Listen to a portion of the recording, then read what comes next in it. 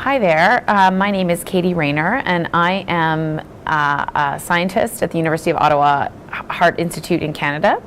And I had the pleasure today of moderating an exciting session at the ATVB meeting entitled Translational Sciences, the Device Development and Biological Interface.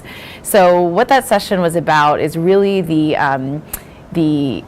need to better understand the vascular biology that causes vascular diseases, but really, instead of just understanding the mechanisms of the disease, really bringing that to better treatment. So, in our session, we're focused on devices like coronary stents, imaging, things that are really used clinically, and how we can improve those devices and how we can improve those tools to better manage patients with disease. Hi, I'm Emily Button. I'm a PhD student at the University of British Columbia in Canada also. And what I talked about today was designing a vascular model that we can actually experimentally look at different factors that affect the vasculature. And what our group has used it for so far is actually studying Alzheimer's disease and how different lipids might interact with the vasculature and be involved in the disease. Good afternoon. My name is Farouc Jaffer. I am an interventional cardiologist and cardiovascular researcher at Massachusetts General Hospital in Boston as part of Harvard Medical School.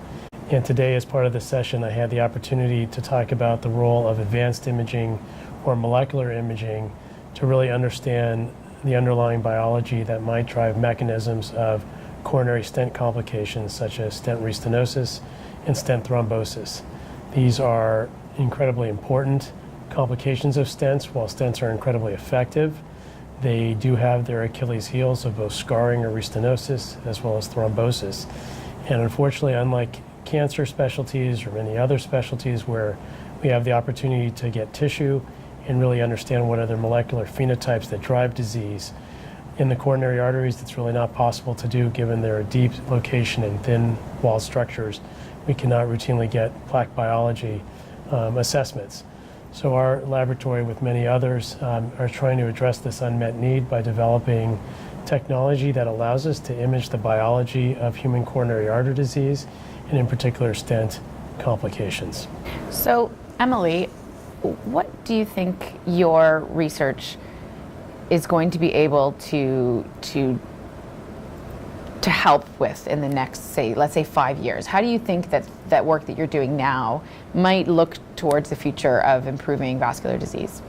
So there's so many different ways that we can take this research, and that's what's really exciting. So it's basically just a vascular model. What we're doing specifically, what we're hoping to do in the next several years, is to look at different vascular factors and how they can interact for us both within the blood and also in the brain to improve vascular health. But there are other aspects of vascular disease that we're interested in too. So looking at different factors in diabetes, for example, and how that can affect the vasculature in a 3D model system with human cells.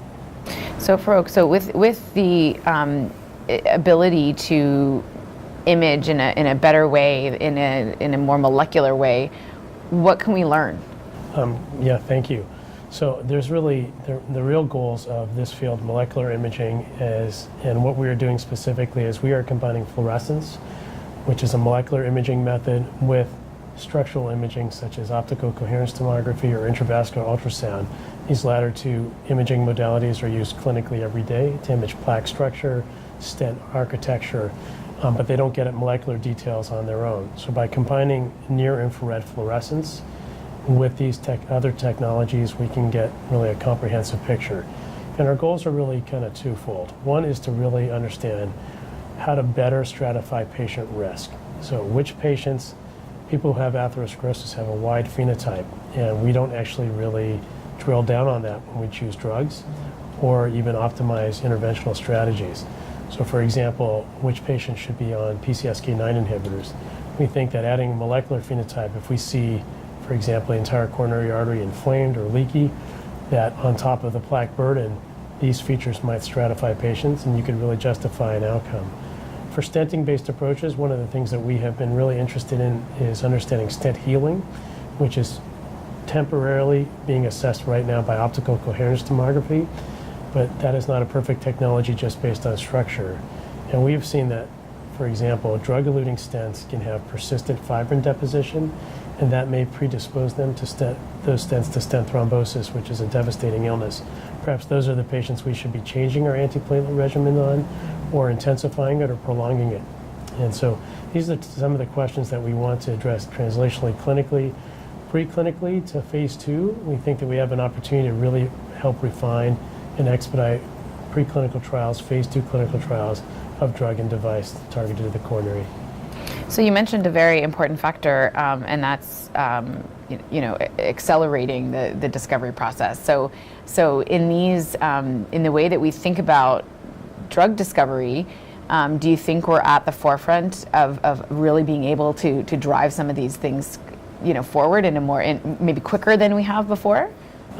For sure, it's a critical question. There has been molecular imaging technology applied to the carotid arteries, non-invasively using FDG or fluorodeoxyglucose, which has been very important already in many clinical trials for phase 2 in pharma.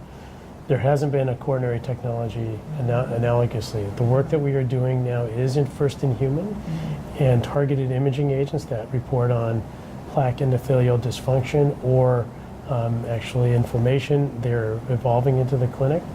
So we will have the analog for IVUS, for example, which is used in all of kind of classic coronary imaging studies for plaque burden. We're going to get at this. And so I think, yes, we're going to be able to understand, does a new drug, which is a putative anti-inflammatory, hit its mechanism of action in patients? And does it help predict, for example, dose responses? Excellent. We had a fabulous session today. It was very interesting with a lot of really exciting talks, focusing on how we're able to accelerate a lot of what we're doing in the research labs and really bring them closer to the clinic to be able to actually help patients with different types of cardiovascular disease. So this session today certainly made us all excited for the future, and I think we're not far away from seeing many of these things actually entering the clinic and really helping people with cardiovascular disease.